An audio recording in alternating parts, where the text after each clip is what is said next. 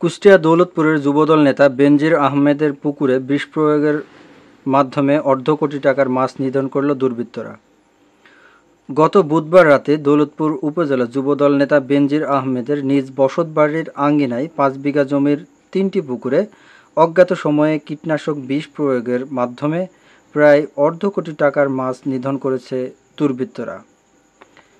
এই সময় বেনজির আহমেদ জানান, পুকুরগুলো যিনি দেখাশোনা করেন সেই ব্যক্তি রাতে কার্যক্রম শেষ করে চলে যায় এবং আমরা প্রতিদিনের ন্যায় ঘুমিয়ে পড়ি। সকালে পুকুরের পাশ দিয়ে এলাকাবাসী যাওয়ার সময় পুকুরে মাছ মরে যাওয়ার দেখে আমাকে খবর দেয়।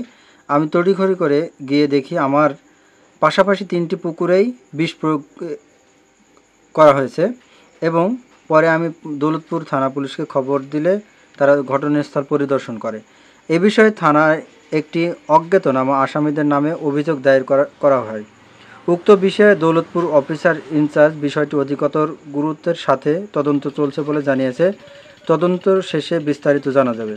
অত্র এলাকাবাসী এই ন্যাক্কারজনক কাজের বিচার চেয়ে এবং তদন্তের মাধ্যমে দোষীদের শাস্তির আওতায় আনার দাবি জানিয়েছে।